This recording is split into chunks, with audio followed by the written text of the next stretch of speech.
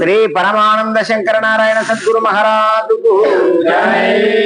శ్రీమన్నారాయణ గురుపీఠమునకు జై. గురు బ్రహ్మ గురు విష్ణు గురుదేవో మహేశ్వర గురు సాక్షాత్ పరబ్రహ్మ తస్మై శ్రీ గురవే నమః.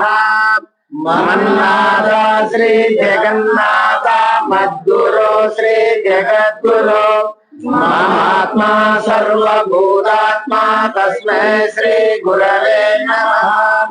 అఖండ మండలాకారం వ్యాప్తం యేన చరాచరం తత్పదం దర్శితం యేన తస్మై శ్రీ గురవే నమః. స్థావరం జంగమం వ్యాప్తం యత్కించిత్ చరాచరం త్వం పదం దర్శితం యేన తస్మై శ్రీ గురవే నమః.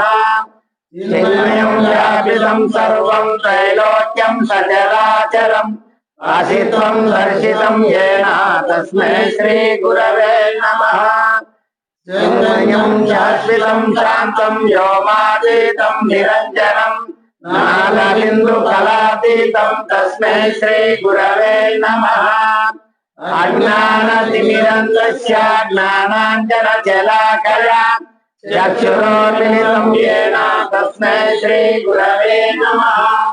గుకారం చ గుణాతీతో రూపాతీత రుగారః గుణరూప విహీనత్వం తస్మై శ్రీ గురవే నమః. ఓం నమో శ్రీ గురుదేవాయ పరమ పురుషాయ సర్వదేవత వశీకరాయ సర్వారిష్ట వినాశాయ సర్వమంత్ర ఛేదనాయ త్రైలోక్యం వశమానాయ స్వాహా. ఆత్మానాత్మరహితం అచల పూర్ణోపదేశికం శ్రీ నిత్యానంద నారాయణ గురోరీశం శ్రీశైల వంశాముదేవజాతం శ్రీ పరమానంద శంకరేంద్రం సద్గురుం భజామి. కేవలాత్మనిరూపణం పరిపూర్ణమోదరూపిణం పరమానంద గురుశిష్యం శ్రీ సమరసానంద వెంకటాచార్య సద్గురు భజామి. అస్మద్గురు సమారంభం కృష్ణ శాంతిమధ్యమాం శ్రీ మహావిష్ణు పర్యంతం వందే గురు పరంపరాం. జై శ్రీ సద్గురునాథ ప్రభు మహారాజు జై. శ్రీ పరమానంద శంకర నారాయణ సద్గురు మహారాజు జై. శ్రీమన్నారాయణ గురుపీఠమునకు జై. శివరామ దీక్షితాచల గురు సాంప్రదాయమునకు జై. కార్యక్రమాన్ని పురస్కరించుకొని తెలంగాణ రాష్ట్రం మహబూబ్ నగర్ జిల్లాలో మరి రామ్లాల్ వారి యొక్క ధర్మపత్ని బుజ్జమ్మ, వారి తల్లిదండ్రులైనటువంటి మాణికమ్మ, చందనాయకు, మరి వారి కుటుంబ సభ్యులందరూ కూడా ఈ యొక్క గురువార కార్యక్రమాన్ని నిర్వర్తించుకోవాలని చెప్పి మరి వివిధ ప్రాంతాల నుండి అందరినీ కూడా ఆత్మీయులను పెద్దలను ఆహ్వానించుకొని ఈనాడు శ్రీమన్నారాయణ గురుపీఠం శివరామ దీక్షిత అఖిల గురు సాంప్రదాయం శ్రీమన్నారాయణ గురుపీఠ అధ్యక్షులైనటువంటి శ్రీ శ్రీ పరమానంద శంకరనారాయణ సద్గురు స్వాముల వారి యొక్క పాద పద్మములకు శిరస్సాష్టంగా నమస్కారములు తెలియజేసుకుంటూ ఈనాడు మద్గురుదేవులు శ్రీ పరమానంద శంకరనారాయణ సద్గురు స్వాముల వారు రాసినటువంటి ఆత్మానాత్మ రహిత పరతత్వ కావ్యం అనే గ్రంథం లోపల భవదోష రహిత కందార్థ ధరువులలో ఇరక లక్షణం లోపల మనం 30 కందార్థాలకు విచారించుకున్నాం. తర్వాత 40వ కందార్థం కానుంటి స్టార్ట్ చేసుకుంటున్నాం. మరి ఆ కందార్థం యొక్క భావం ఆ గురుమూర్తి మనకు అందించినంత మనం విచారించుకుందామని అందరి అభిప్రాయం ఉంది కాబట్టి మరి చక్కగా మనం అంతా విచారించుకుందాం. జై శ్రీ సద్గురునాథ బ్రహ్మహరాజు నంతటయున్నది నచలము చింతలు లేకుండనెప్పుడు జిడిముడి బడకన్ వింతలు కంతులు ప్రేమలు బొంతలు బయలందులేక పొందుగాయుంది పొందుగాయుంది మరుబెరు కాలో జిక్కాకాయుంది మరుబెరు కాలో జిక్కాకాయుంది ఏరంటే రాపిడి లేకాయుంతను తన రాకారంతో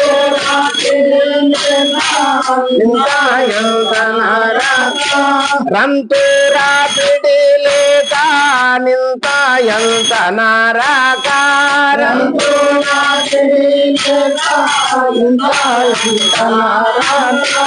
సంపూర్ణముగా నుండే సూపుల తనరాక పొందుగాయుంది మరుబెరు కాలో చిక్కాకాయుంది మరుబెరు కాలో చిక్కాకాయుంది మరుబెరు కాలో చిక్కాకాయుంది. మరి శ్రీ శ్రీ సద్గురు స్వాముల వారు ఈ కందార్థం లోపల చాలా చక్కగా గూఢార్థాన్ని మిడిచినాడు కాబట్టి నంతట ఉన్నది నచలము చింతలు లేకుండానెప్పుడు జిడిముడి బడకన్ అచలము అనగా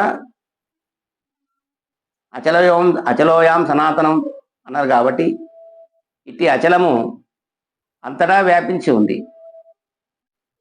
అంటే ఒక దిక్కు అనేది కాకుండా దశ దిశలయందు తగమొదట కొనను అంతటా కూడా ఇది నిండి నిమికృతమై సూది మనం ఒక సందు లేకుండా ఉందనే భావం మనకు తెలియజేసిండు. చింతలు లేకుండానెప్పుడు దాంట్లో ఏ విధమైనటువంటి చింతించడానికి అవకాశం లేనటువంటిది చింతలు లేకుండా ఎప్పుడు జిడిముడి బడకన్ ఎరక అయితే జిడిముడి ఉంది దాంట్లో పుట్టి గిట్టి పెరిగి నశించే లక్షణం ఉంది కాబట్టి ఈ అచలానికి అటు లేదు. కాబట్టి చింతలు కంతులు ప్రేమలు ఈ చింతలు కంతులు ప్రేమలు ఇవన్నీ కూడా ఈ జననమరణాలతో కూడుకున్నటువంటి ఈ యొక్క ఈ శరీర సంబంధమైనటువంటి జీవుడు అనుభవిస్తున్నటువంటి వాటికే తప్ప మరి ఆత్మాతీతం కేవలాత్మ దేహో నాస్తి కదాచన అస్థి నాస్తి దికో వేద నిర్ణయో నాస్తి సర్వదా అనేటటువంటి యొక్క అచలానికి మాత్రం ఇవన్నీ లేవు. ఇవన్నీ కూడా సృష్టి స్థితి లయాలకు లోనైనటువంటి ఈ యొక్క భ్రాంతిలో ఉన్న వారికి ఇవన్నీ ఉన్నాయి. కానీ ఈ అచలానికి ఈ చింతలు కానీ కంతులు ఈ ప్రేమలు మరి బొంతలు బయలందు లేక అంటే ఇవి చింతలు కంతులు ప్రేమలు ఇవి జీవుని యొక్క లక్షణాలు. ఈ బొంతలు అంటే శరీరాన్ని తగిలించుకున్నాడు. బొంత అనగా శరీరమే. ఆ శరీరాన్ని తగిలించుకొని ఉన్నటువంటి వానికి ఇది శరీర భ్రాంతితో ఉన్నవారికి ఇవన్నీ తోస్తాయి. ఈ శరీరం అని ఎవరికి అంటే పెద్దల అశరీరులు, వారికి శరీరం లేదు. ఎందుకంటే ఆ పరశివ స్వరూపులే వాళ్ళు. కాబట్టి శరీరం లేని వాడైతేనే శరీరాలు లేకుండా చేస్తారు. శరీరం అంటే ఇక్కడ మనకు విచారించేది ఏమిటి అంటే శరీరం అంటే బాహ్య దృష్టి చేత ఘటభావ దృష్టి కలిగినటువంటి వానికి ఘటాదులే కనబడతాయి. ఇవన్నీ ఈ ఘటభావ దృష్టి లేనటువంటి వానికి ఈ ఘటాలకు సర్వానికి ఆధారమైనటువంటి యొక్క శరీరం ఏమిటి అంటే తెలివి. ఆ తెలివే ఈ శరీరాలను మొత్తం ఆడిస్తూ ఉంటుంది మొత్తం. కాబట్టి ఈ చింతలు కంతులు ప్రేమలు ఈ బొంతలు లేక పొందుగా ఉంది. ఇవన్నీ శరీరాత్మలకే ఉన్నాయి, శరీరాత్మలకే ఉన్నవి. ఈ చింతలు కంతులు ప్రేమలు బొంతలు బయలందు లేవు.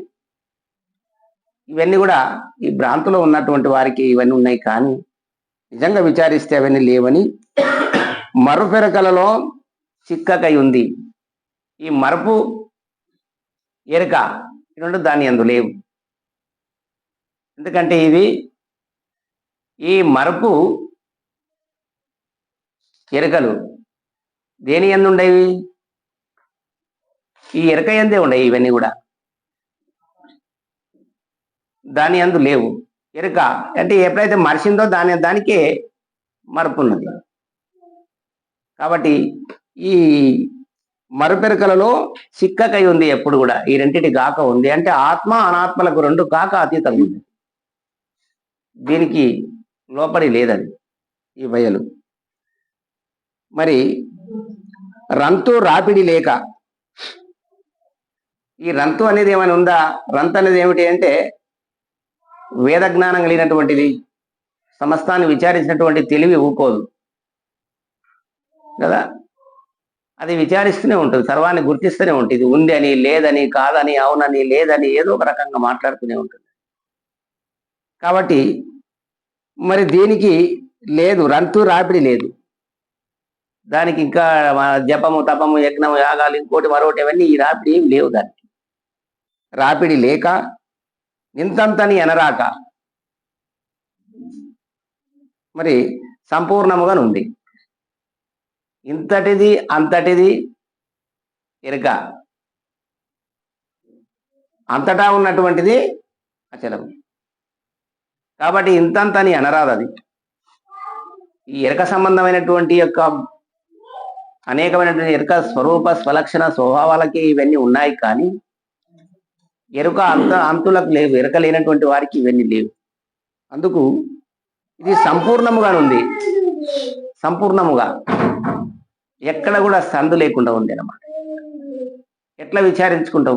ఎట్లా సంపూర్ణంగా ఉంది అంటే మన శరీరం పైన ఎక్కడ ముళ్ళు మోపినా, అంటే గుండు సూది మోపినా కూడా మనకు స్పర్శ తెలుస్తుంది. అంటే అదే విధంగా అంటే ప్రపంచ దేహంలో రెండు ఒక్కటే గనక ఈ యొక్క ప్రపంచమందు కూడా అంతటా కూడా ఆ విధంగా నిండి ఉన్నది. ఈ పరిపూర్ణం పరమాభ్యము ఆ విధంగా నిండి ఉన్నదని చెప్పి సంపూర్ణముగా ఉంది. చూపుల కనరాక, ఇది ఎట్లుంటది అంటే అవగ్మానస గోచరం. అవగ్మానస గోచరం అంటే వాక్కు చేత చెప్పరానటువంటిది, మనసు చేత ఊహించనటువంటిది, అంత గొప్పనైనటువంటిది. చూపుల కనరాక పొందుగా ఉంది, మరుపెరకలో చిక్కకై ఉంది.